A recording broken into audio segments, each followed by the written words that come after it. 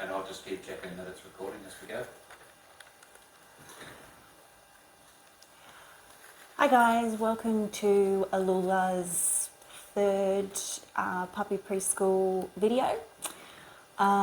Sorry for the delay in getting this out there. Unfortunately, had some issues with sickness and stuff like that, but we're here, so that's the main thing. Okay, so we're going to go through our 5 main goals again today, but it's going to be kind of a little bit higgledy-piggledy because I've got a couple of different things to do that kind of merge into the lifestyle and the games and the prevention kind of all in one. So, so I'm not really going to it's not really set out like it normally is. It's just going to kind of spiel out throughout the lesson today. So first, obviously, is your socialisation. Hopefully, you're out and about, and now that freedom with COVID and all that sort of stuff, and we're being able to go places a lot more, and you're taking your puppy out and about. What I wanted to speak today about socialisation is something a little bit different. Obviously, when we're dealing with socialisation, we're dealing with a whole lot of different senses and stuff with the puppy, movement and positions and surfaces and all those sort of different things. But today we're going to talk about smell. Now, smell or scent is the most strongest and important sense developed by dogs. They possess up to 300 million scent receptors in their noses compared to about 6 million for us humans. So obviously really, really strong. The main part of the dog's brain is devoted to analysing smells. This part of the dog's brain that is devoted to analysing smells is about 40 times greater than ours. So dogs also have something called neophilia, which means that they're attracted to a whole lot of new and interesting odours that aren't sometimes always nice for us humans, but for them it's all fun and very attractive. There is a reason why your puppy wants to be out sniffing everything when you're going for a walk, which hopefully you're out there doing these days. Senior puppies have been vaccinated. It's basically their equivalent to us surfing the internet. So it's basically them investigating a whole lot of different things out in the world. And they're doing it by their noses. Giving your puppy the chance to sniff whilst on their daily exercise will now be more important than ever. As your puppy is currently restricted in meeting new people and dogs, this gives them the opportunity to smell and scent other dogs and people that they have. As your puppy is currently restricted in meeting new people and dogs, this gives them the opportunity to smell and scent other dogs and other people that they haven't had previously. Sorry. So this is basically a really important socialisation thing for your puppy. And when we're out and about with our puppies, there are different things that we can do to allow them to investigate this a little bit more. One of these things is called what we refer to as a long line. And it's basically attaching either a light piece of cord or a light piece of rope to the end of your dog's leash and basically allowing them to go out in like an oval type sort of area. So a wide space with not a whole lot of stuff around, but where they can get caught up on. But being able to sniff a wide variety away from you out in the world. And normally with a long line can be up to like 12 metres long. But depending on what sort of area you're in, obviously you want to be careful about that. And just allowing your puppy just to sniff all that area, but still being able to control them to some extent. This will not hinder their long-term training. It may possess big advantages to their overall socialisation because while they're out and about and you're walking them on your leads, they are small leads, which is good because we want to be able to have that control over the puppy and make sure that they're in a heel position so that we can control them a little bit easier. But long lines give them the ability to basically have free time. And when you use a long line, you want to be using it, you want to attach it, and then you want to tell your puppy, even though they won't know the cue, go free. And it basically just means that they're allowed to do what they want, most, out on a space that's going to be actually away from you as opposed to in more of a heel position. So sometimes people think, well, that means that my puppy's not going to come back to me. But obviously, if your puppy has been learning their name and you've been playing the name games and stuff like that, then call your puppy back and reward your puppy when he comes back. But you probably will find that your puppy may not take off like you think he might or he may. But at least you've got that long line to be able to control it if he does decide to take off at 100 miles per hour. But this is basically giving them a little bit more freedom while they're out in the big open world, and it allows them to build up more confidence, I guess you can say. So that's also something that's very important at this particular age. So talking about scents and smells, how can you help your puppy with this particular socialisation experience? There's a lot of different things that you could do, so I'm going to just sort of roam through them now. Wearing different perfumes, maybe perfumes that you haven't used forever, that's in the cupboard and have been there forever.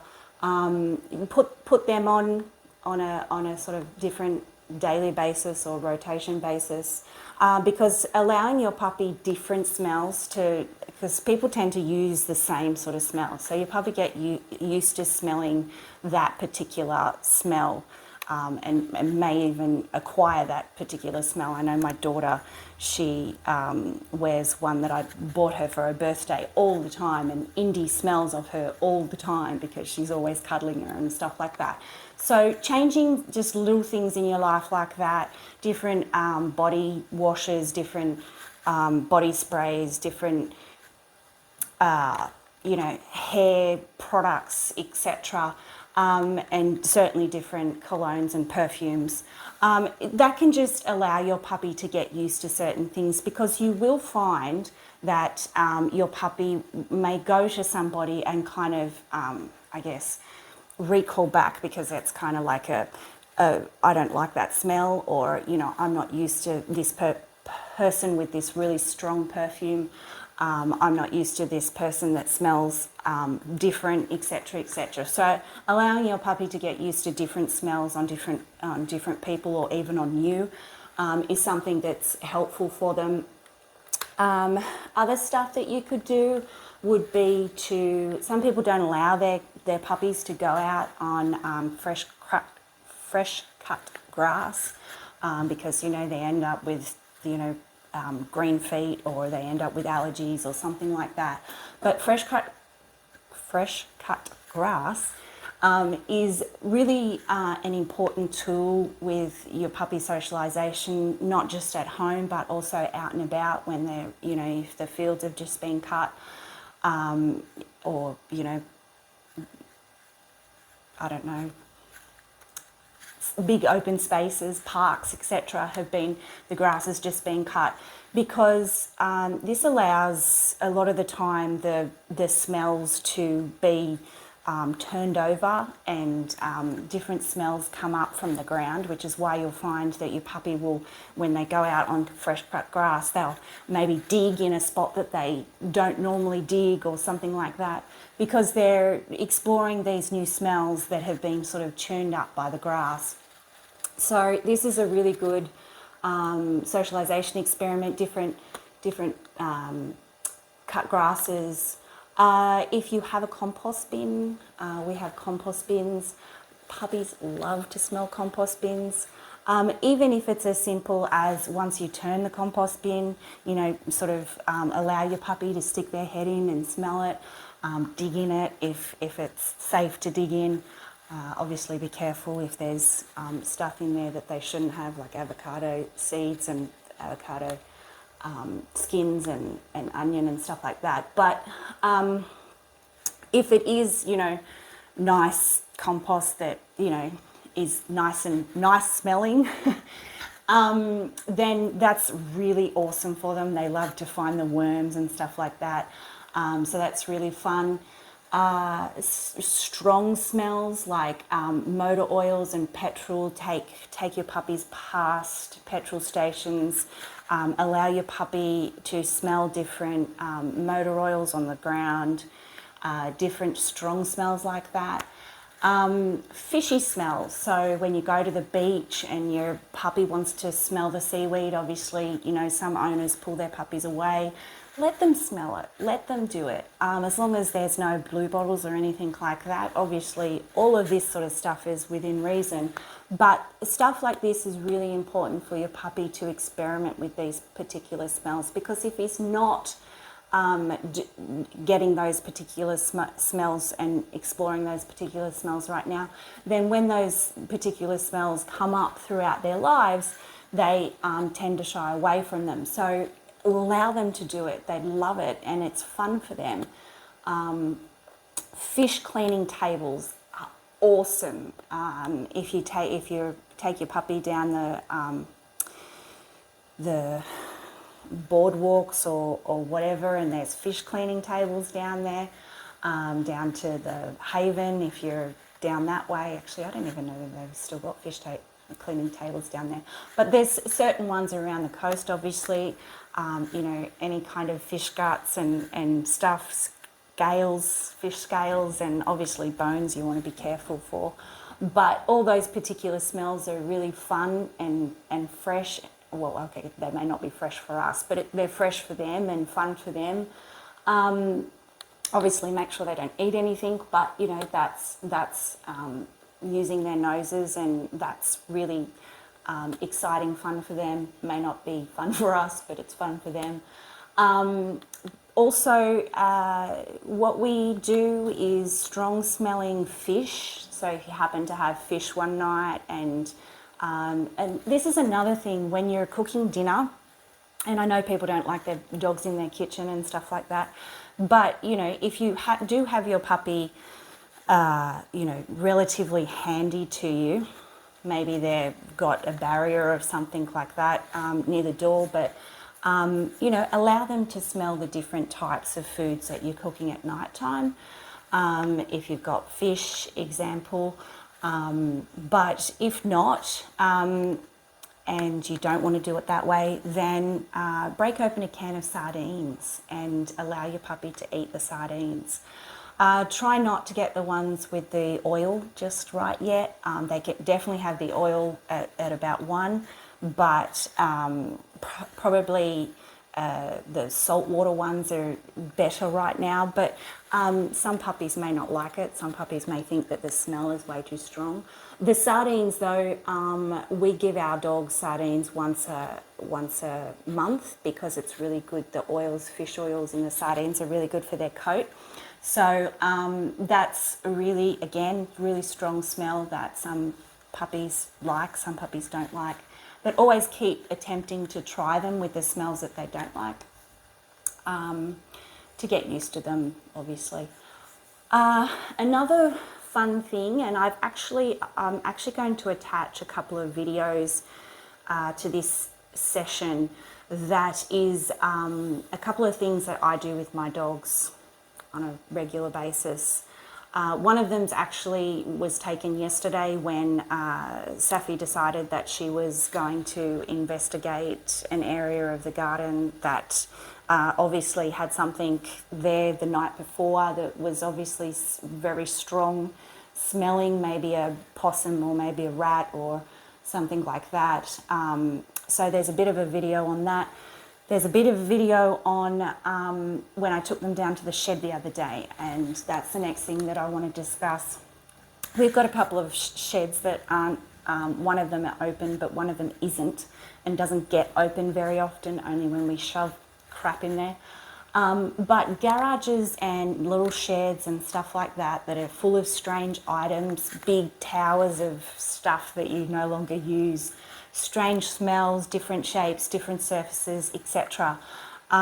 These things are really good for your puppy, socialisation experiments for your puppy to go in as long as it's safe, obviously. So make sure that the area is safe from anything that shouldn't be open, any kind of poisons or anything that you've got in those particular areas for whatever. If you happen to have mice, baits or whatever, obviously make sure that all that's out of the road. But allow your puppy to go into these particular areas, not very often, obviously, just on the odd occasions, and that you'll just see them. They get so excited. So we have a shed down the back that I've put a little video up attached to this of my guys in the shed that doesn't get opened very often. So have a little squiz at that, but things like that, and let your puppy explore all those particular areas. Obviously stay with your pup when this sort of thing is happening. I would never allow my pup to go into these particular areas without making sure that, they don't get bitten by redback spiders or snakes or anything that I haven't seen. I'm always going to stay with them and make sure that your praise for my dogs are used to it and they don't need praise or treats, but for puppies that are exploring these areas for the first time, then ultimately praises and lots of treats when they're investigating stuff that may be a little bit scary is always excellent for them being brave. If you want to get down and dirty, there's a couple of fun things to do. You could actually put a tarp down and you could tip your garbage out on the tarp and allow your puppy, obviously, again, safety, make sure that your puppy is there's nothing broken or anything like that, something that they shouldn't eat or something that's slimy and rotten or whatever. But maybe even just the recycle where they can just nose through the cartons and the cardboard and the cans and the whatever, where they can just experiment in the garbage, the strong smells, etc. Also, if you don't want to do that, if you don't really want to get involved with the rubbish, then you can just go walking on bin night. Just walk past all the auto bins. You'll probably find that your puppy will want to stop at each bin and have a little bit of a smell, and just allow them to do that. Allow them to smell the different types of smells, because they'll be able to smell straight through the auto bin. They don't have to stick their nose in as such. Just walking past the garbage bins with all different smells in on bin night or bin morning, etc. That's always a fun thing to do as well, and probably not as dirty. Okay, so I'm hoping by now that you guys are doing a fair bit of socialisation with positive associations attached to them, obviously outside the home. But if this isn't going along as smoothly as you would like, due to obviously the COVID rules now being relaxed and us being more active and obviously things not going according to plan,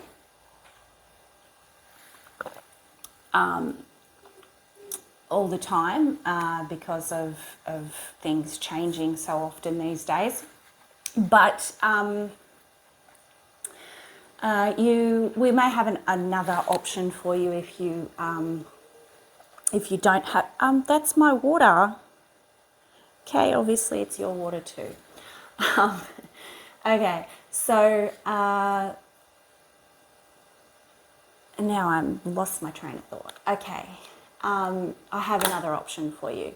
There's a new program called Dog TV.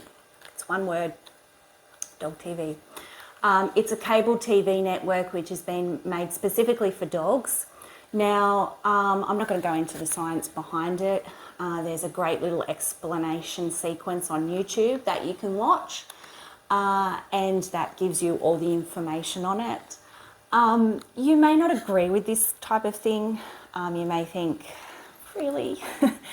You may not think it's worthwhile because you may just think that your puppy doesn't actually take any notice of the TV, which your puppy may not. Not all dogs take notice of the TV. But this particular Dog TV is an interesting concept. I find it interesting anyway. I think that it's worthwhile. It's worthwhile checking out. Now, obviously, it's a paid network cable program. But if you look it up on YouTube, and I have attached a sheet on it with a link, a YouTube link, it has little free short little clips down the bottom of the explanation video. Like they're between 1 to 5 minute clips on different things. Some of them are, calming videos.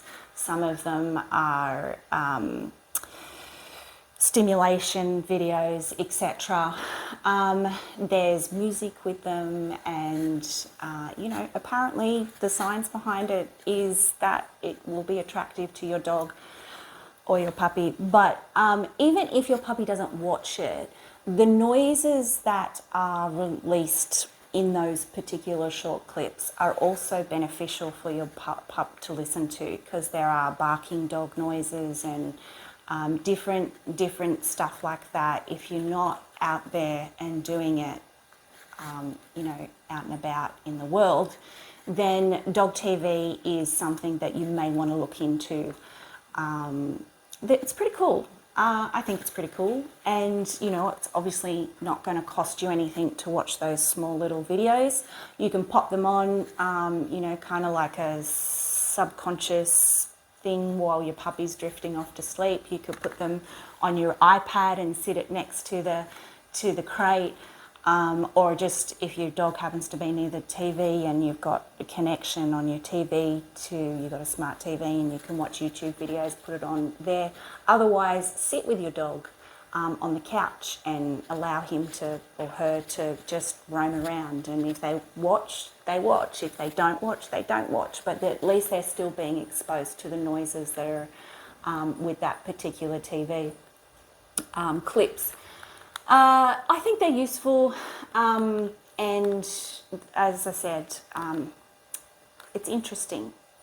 I'd be interested to know how many of you dogs actually watch them or, pay attention to them. I am going to pop a little clip on that I was sent from one of our second generation owners the other day about their TT, who was sitting there watching TV really quite intently, which was kind of cute. Now she is, I don't know, 2, maybe 3, no, 2 probably. But there's some dogs that take notice of certain things. Miss takes notice of dogs when they're on the TV, but anything else, no. Doesn't care, will sit there and not watch it. But as soon as she hears a tinkle, tinkle, tinkle of a dog collar, or a little growl, or a little noise from a dog, her ears prick up and she looks straight at the TV, and it's quite interesting. Some of the other dogs don't even give a toss, so they know the difference between the dogs barking outside and the TV.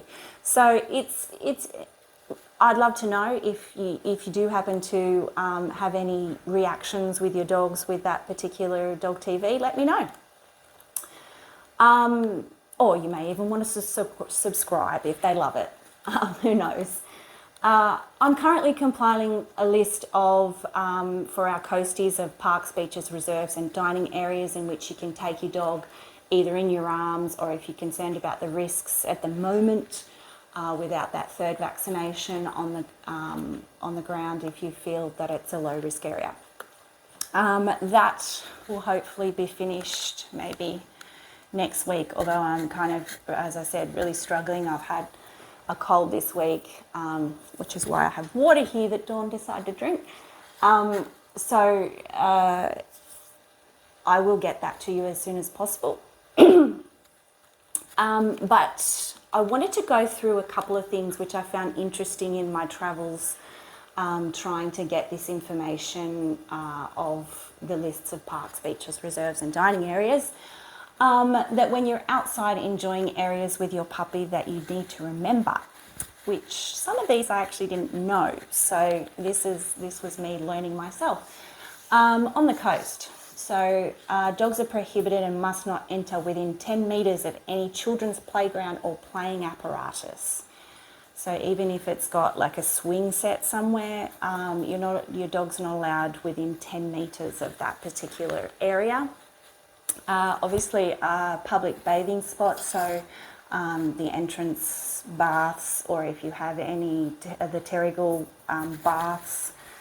I don't know whether there's any more on the coast, but any kind of public bathing or pool areas or sporting recreation areas, unless obviously the sign says that you're allowed to take your dog on leash.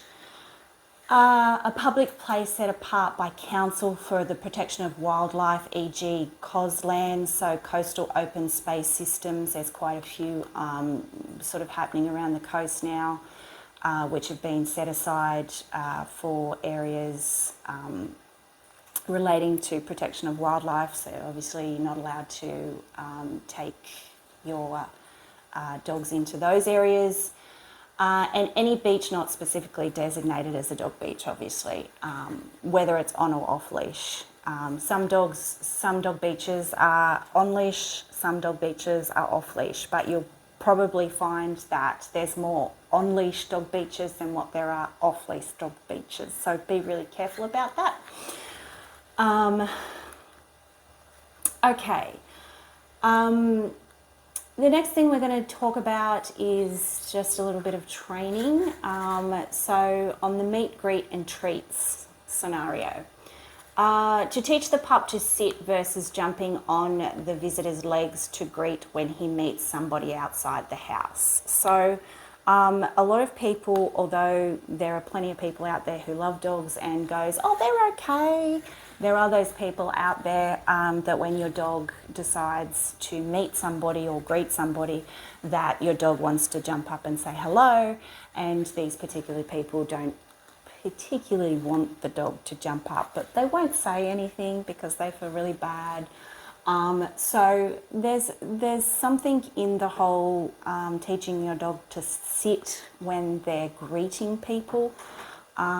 This can be done as people come into your house, so you can actually teach your puppy that every time that, I don't know, mum comes home, that they must sit before the person actually greets the dog, and then obviously that dog gets a treat for sitting. This is important. Maybe not. You may think, well, no, I love the fact that it jumps all over me when I come home. It makes me feel really loved. Our dogs do it. But I am very conscious of when we're out and about, and because they're used to being able to jump up on people, they do tend to want to jump up on everybody that they meet. And if that is the case, and there are people out there who don't want dogs to jump on them, then teaching your dog to sit before they greet somebody is a very important tool. Just making sure, though, when you're teaching this, you want to use high value food treats, especially if you're teaching this outside. Maybe not you know, when mum or dad comes home or sister comes home or whatever, but definitely when you're out and about and you're, you know, meeting people, friends, etc., etc., make sure that you're using a really high value treat for this particular thing, because this is a really hard thing for a dog to have what we call 4 on the floor, which is all 4 feet on the floor. So this is something that's very difficult for the dog to, or definitely for puppies to learn, and it needs patience on your behalf, and it will take time for the puppy to learn that. You want to coach your visitors or the person, whoever you're meeting, to remain standing up. Make sure that they don't come down to the puppy to say hello, because that is just, you know, basically making the puppy will definitely get up. That's just enticing the puppy to, you know, not have 4 on the floor. So you want to make sure that whoever the person that's meeting the puppy, it remains standing at all times, and avoid the high-pitched happy talk. Oh, hey, puppy, puppy, puppy, puppy. You know, making sure that we avoid that, because obviously that's going to prompt the jumping up and the greet. So when you're teaching this out and about, you want to make sure that it's taught, I should say, low key. You know, it's all done very calmly, and make sure that obviously you've got those high value treats. Now, if you don't want to use the sit command, you can actually use 4 on the floor. You can actually teach your puppy the difference between I want to sit from you right now and this person's coming to greet you, and therefore I want you to put 4 on the floor. Why 4 on the floor? Because that means that the puppy can still remain standing, instead of, you know, enforcing the sit, which is difficult. If the puppy wants to sit, then by all means, they've still got 4 on the floor, so that's fine. But 4 on the floor can be more helpful for a puppy, because the puppy might then want to, you know, stamp their little feet or whatever, which is fine. They can do that. You just want to make sure that you don't have that jumping up experience.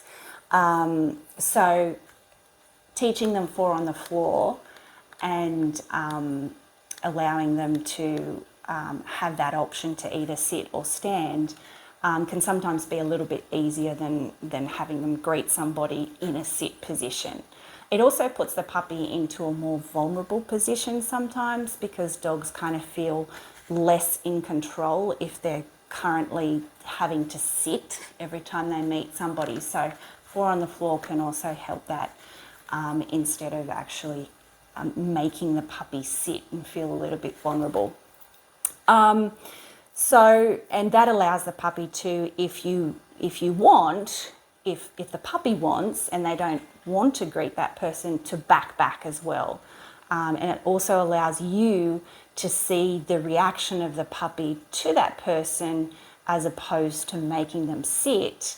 And then when the person does bend down to actually, or to pat the puppy or to say hello to the puppy, then, you know, the puppy then has to have another reaction to that particular, if they don't like it.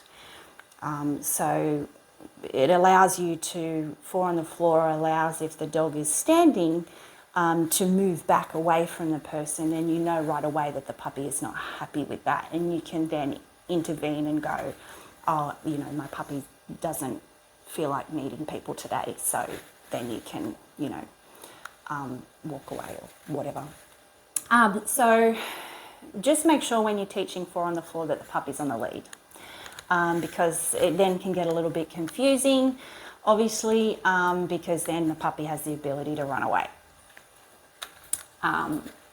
So that becomes a little bit more difficult to teach 4 on the floor when you're coming in the door. But if you know that obviously the puppy is getting that training elsewhere, then you can try and enforce it at home. Okay, in prevention today we're going to discuss what we refer to as the door dash. Now, every owner's worst nightmare, that the dog will dash out the door when you open it. This is common, especially for our TTs. They really love, doorways are a really exciting place for puppies and dogs in general. Obviously, it's where we come in from being gone from all work all day. So, I mean, we're reinforcing the fact that doorways are excellent. Every day we walk in and out of them. It's where they have to go outside for a walk or a game of fetch or something exciting. So again, that's a reinforcement that the doors are exciting places. Guests are entering through doors when they come to visit. So, although it's kind of difficult, we're constantly giving dogs these reinforcement ideas that doorways are awesome and that they kind of want to rush through them. So it predicts a lot of excitement and the most positive association for your dogs. The reinforcement is there. Getting through the door is literally the reinforcement, because you don't actually need treats to take a dog through a door, because ultimately the reinforcement or the treat is actually getting through the door. So rushing through the open door is extremely self-rewarding. So if your dog is successful, they are more likely to do it again and again and again and again, because, that's the fun. Why would you not? So now that you've gotten your home set up the best, that hopefully prevents your pup from doing door dashing or bolting out the door, it's time to get down with the training aspect of door dashing. And it's up to you to teach your dog what you want them to do at the doorway instead of rushing outside. So there are many alternatives on how you can teach certain things. I have given you a couple of options today.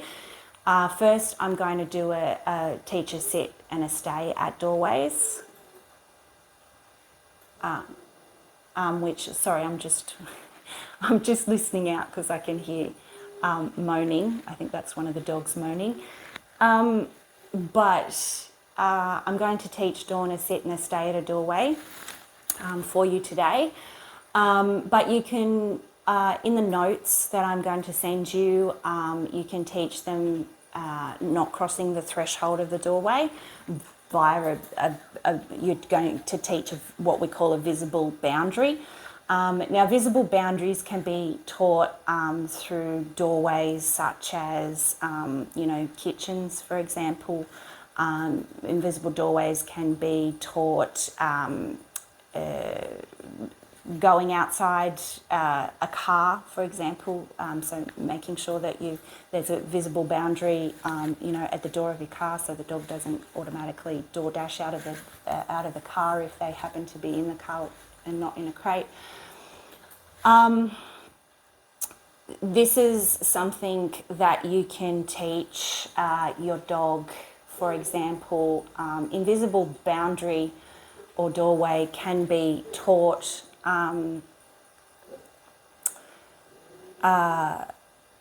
with crates too. So at the edge of the crate, while the door's open.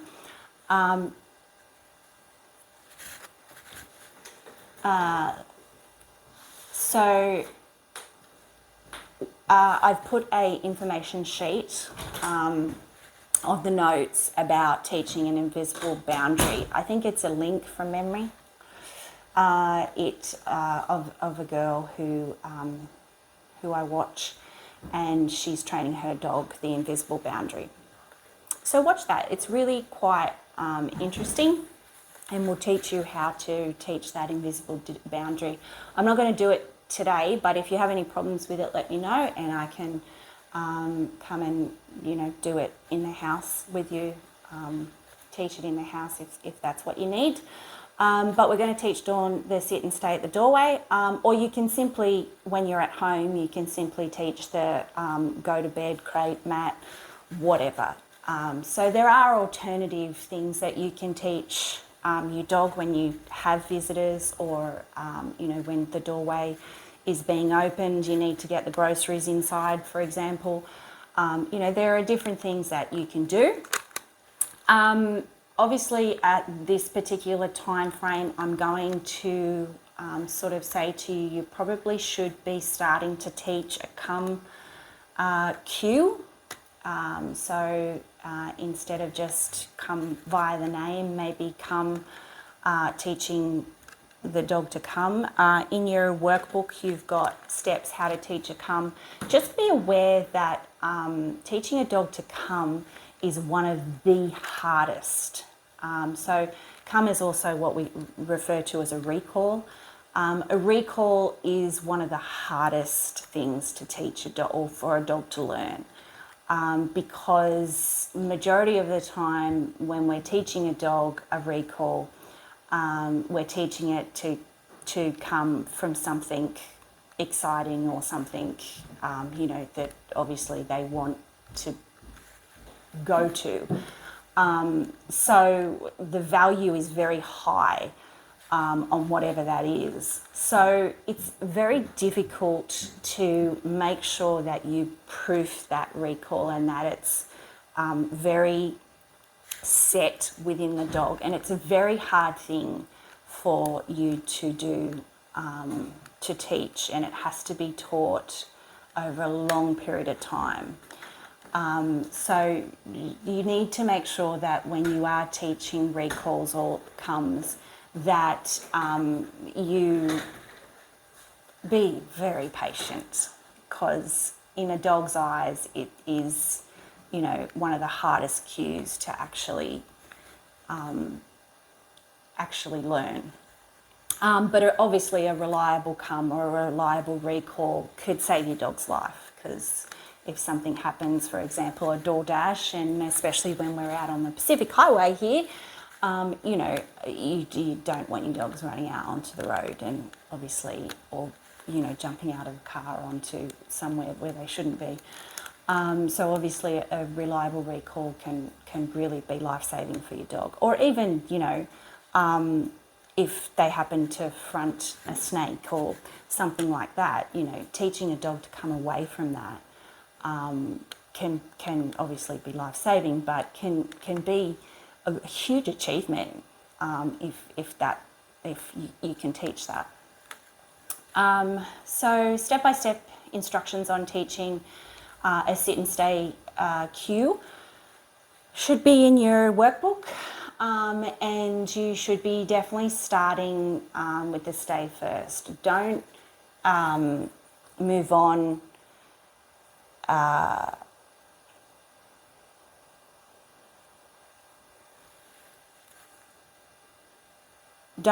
from a stay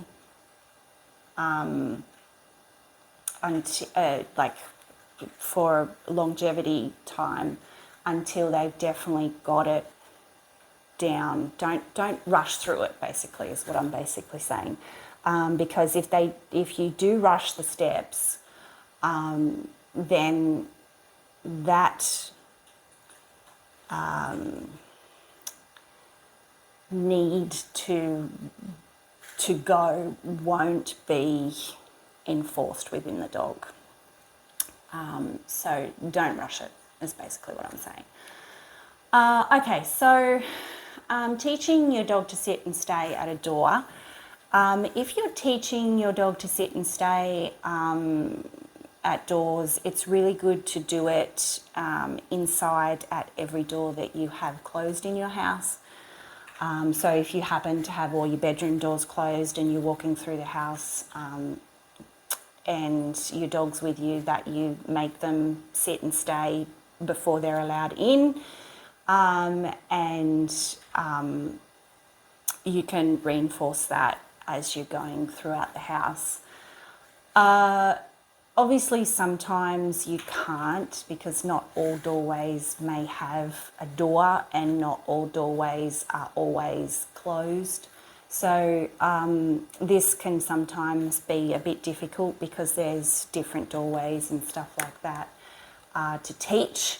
But if you are teaching a sit stay at a door that leads to outside, and this should even be taught at a back door as opposed to a front door, but definitely to a front door, but it should also be taught at the back door as well. So if you're currently letting your dog out to go to the toilet, you could actually try and do it, and you should actually try and do it, because it's very important that your dog actually learns to wee and poo on a lead. Because some dogs don't like to wee and poo on a lead. They need to be off the lead because that's the way they've learnt. But if you do have a back door, it's always a good idea to teach that the dog needs to sit and stay at the door. You put on the lead, then you go out the back.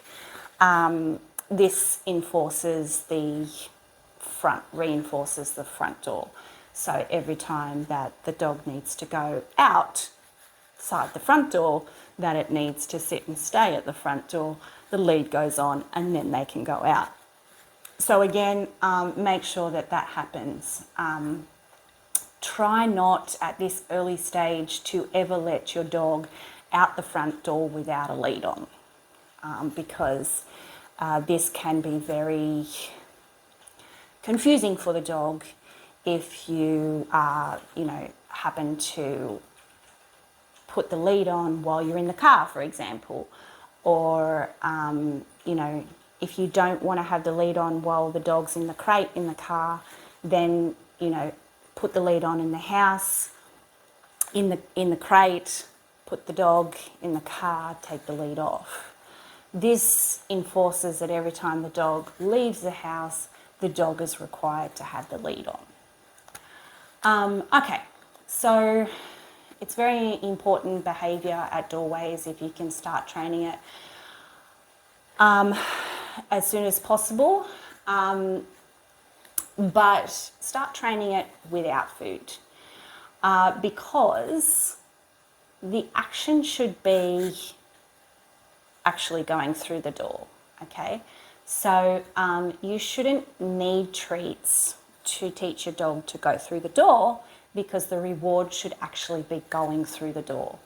Now today here, that's going to be a little bit hard, because this is obviously not really an exciting thing, as in actually, I actually have Dawn to go through into a tiny little spot. She's not going to, there's nothing exciting about going through that doorway.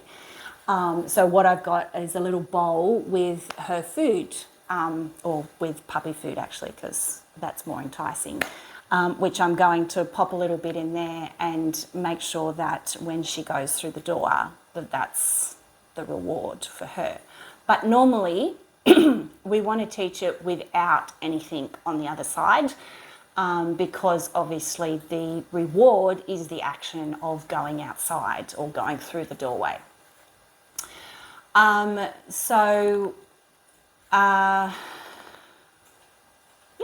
We're going to start that. Now, I'm going to jump up, and I may have my head cut off in this, but you'll still hear me and you'll still see what I'm doing. But I can't remember whether Peter ended up getting my head in once I stood up, but ultimately, if you don't see my head, you don't really need to see my head anyway, because you can still hear me. Okay, so I'm going to pop a bit of food in this bowl for Dawn.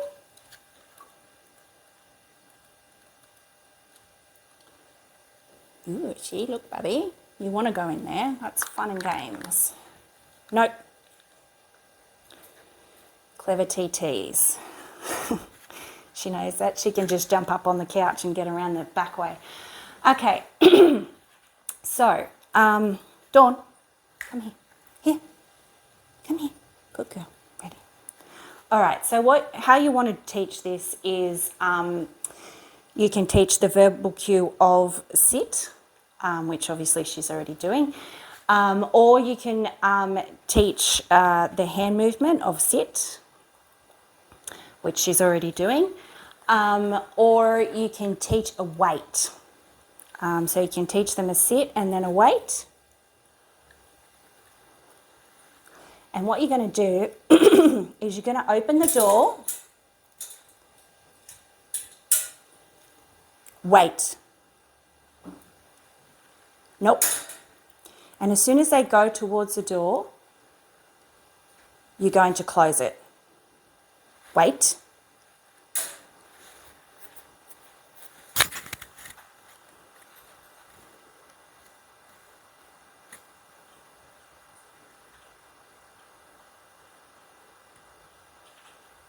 Okay. Okay. It's not quite going the way we want to. Come on. Good girl. Okay, now obviously Dawn's a smart ass and she is understanding everything that's going on here. But basically what you want to do is every time at the door you're going to get the dog to sit. This can be done with a verbal sit or prompting with a hand signal or a lure, and then a wait. If the door, obviously again, if the door is outside, you want to be using a leash. And if you have a leash, because you're going to be opening and closing the door, you want your hands free, you're going to stand on the lead. So that you make sure that, obviously not taut. You want to have a little bit of access there. But you want to make sure that the foot is definitely looped through the leash. Once they've sit and you start to slowly open the door, don't open it too quickly. They'll basically move out from a sit. So they'll kind of be doing this sort of action. Don't open it too quickly or too wide. Start really small first. And they may even try and stick their nose in. If they move out of their sit, make sure that the door closes. The consequences of moving too soon is that they lose the door being closed. They lose access to the door. So that's a reset back into hopefully a sit position. And try once again, making it easier this time by not opening the door as wide or waiting too long before the release. So sitting. We're opening the door. Now if Dawn moved out of that sit, we would close the door again and the access would be denied basically. And then if she was staying there like this, for example, she's waiting for a cue from me because she's smart like that. Now, just be aware that even though Dawn looks really good in what she's doing right here and right now, this wouldn't happen at the front door. Dawn will door dash. Even, highly trained like this, she will dash outside the door. So don't think that Dawn is the best dog in the world in regards to training, because she's definitely not. I have not been able to teach my dogs, because I never taught it early enough, to not door dash. Not to mention the fact that unfortunately we have massively high distractions along the Pacific Highway. We've just got, so many things that's happening out there. So instead of actually making Dawn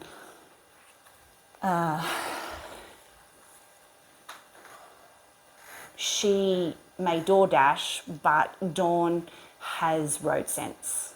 We made sure that we taught road sense to her so she doesn't run out on the road. She will run next door to the neighbours and she will sniff their garden and then she'll come back. But I've never been able to teach any of my dogs not to door dash where I currently am. There's just too much. There's some dogs that I wouldn't, that don't even learn that road safety is a thing.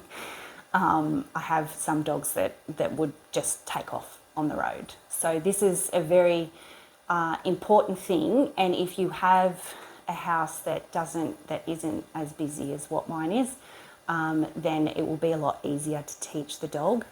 But don't be upset if it takes a process, because it's a long process. But basically, yeah, so back to, you know, making sure that, you know, if the dog comes out of the sit, that the door closes. If once we get to this point where, you know, Dawn's obviously sitting and staying, and then I can give her a release cue, such as, I don't know, go free or whatever. Or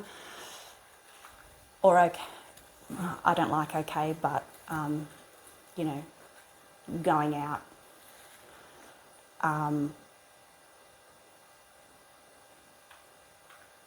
We used to, with our boy, we used to use go for a run, and he used to go for a run up to the neighbours 2 doors up, and then he'd come back. So you could basically teach anything, but that's basically what you want to do. And you want to slowly increase the amount of time that the dog has to wait at the door, with the door open to the outside world, and then, you know, how long they sit and hold the stay for. Now, I mean, in a perfect world, I would want that to be held until such times as you actually give a release cue. But doing something like that can be certainly done inside, and an invisible barrier can definitely be taught inside, because there's not as high distraction as outside. But unfortunately, you know, teaching a dog to not door dash outside. Cars can be taught, because you've got more control over the dog. The dog should be on the lead, and you've got the ability to be able to teach your dog that, you know, once it's got its lead on and it's sitting in the car, that it's not allowed out of the car until such times as you release the dog from out of the car. And then obviously its reward is going to be wherever it's going to be outside in the park. But if it doesn't if it releases beforehand, it has to go back and stay until such times as it's allowed to be released, and then it gets its reward playing in the park. So again, the reward at the end is a lot higher than making your dog sit at the front door, because sometimes it's very difficult for the dog to understand that, you know, it has the ability to be able to stay there until it's released. This didn't quite work out as well as what I would have liked, but I'm hoping that you've got the gist of this. Trying to work it around a door was going to be a little bit difficult with the camera and everything like that, because I can't sort of move with the camera and the dog and everything. So I thought that we would be able to achieve it this way. Not as exactly the way we wanted to, but I'm hoping that you got the general gist of what it is. Okay, so what else have we got for you today? I have included 2 games on your on your sheets. One of them's called Puppy Out of the Gate, which is again helping you build solid recalls, and also Round Robin Recall. So there are a couple of games to help. You may need a couple of family members to do these games, or friends if you've got some friends. Obviously, if you've got kids, kids love these type of games to play with the puppy. So these sort of games will help you with your comes or recalls. And in your puppy workbook, you've got the different exercises and the step-throughs of the stay as well. Just make sure though that you don't, like this, with your comes, you've got stage 1, stage 2, stage 3, etc. As well as your stays, you've got stages in your stays as well. Just make sure that you don't rush through these particular two. It's really important that the puppy has that, has the first stage down before you move on to the next one. And don't always do stage 1 and then the following week, if the puppy's got it, do stage 2, and then the week after that, maybe go back to stage 1. Don't always step them up. Take them back every now and again to make sure that you know they get it. You don't always have the full exercise, that the training is stepped back and is able to be stepped back at any time, with the puppy still understanding.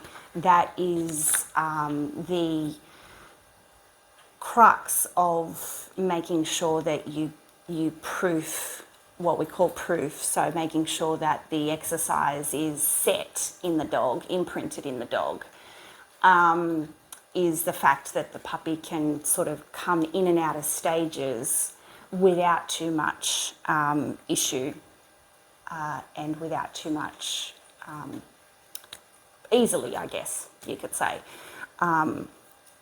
So yeah. The other thing that I wanted to just talk about, which is hard when I don't have you guys on Zoom, is how everybody's going with toilet training. You're getting to a stage where your puppy may regress a bit in the toilet training if you were doing really, really well. There is a stage at about, 15, 16 weeks, where sometimes you regress. It can happen earlier, it can happen later, or it may not happen at all.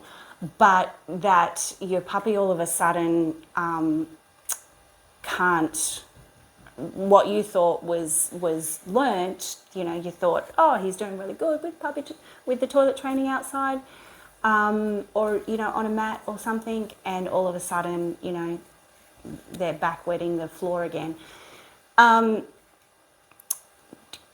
Just remember that if this particular thing happens, that it's just a stage, and that it's not that the puppy's forgotten everything. It's just that there may have been a change somewhere, and there is a little bit of regression. It's kind of like a 2-year-old sometimes, you thought you're over the tantrums, and all of a sudden, you're back at tantrum stage, but then, the child ends up out of it again. Just remember that if there is a regression, then you can take it back steps, or just continue doing what you're doing and continue to, take the puppy out. You may need to go back to the stage where you're taking the puppy out every half an hour, or go back to the stage where you're taking the puppy out every hour, even though you're up to 2 hours, or the puppy's wetting the bed at night time as opposed to, peeing on their pee pad, or whatever it may be. Just at this stage, just make sure that, you know, if you need to talk to me about if the puppy has regressed and where to take it back to, let me know. Other than that, I think that's pretty much all I've got for today. I'm going to send you through a link, or it may be a video. I'm just trying to download it somehow. It's one of my training videos that I have off one of my puppy schools that I've paid for. So I'm trying to get around the whole, you know, you guys not having to pay for that one episode of loose leash walking. Now, you've probably, again, already started it. I've been really slack at trying to get you some training videos on this. But I'm going to try and get you something, and definitely will put it in under a link on this particular session somehow. I've just got to work out how to do it. But other than that, I hope you're all going well. Again, I'm really, really sorry for the delay in getting this to you. I'm hopefully going to feel better soon, but I'll try my very best to get you another one next week. Thanks, guys.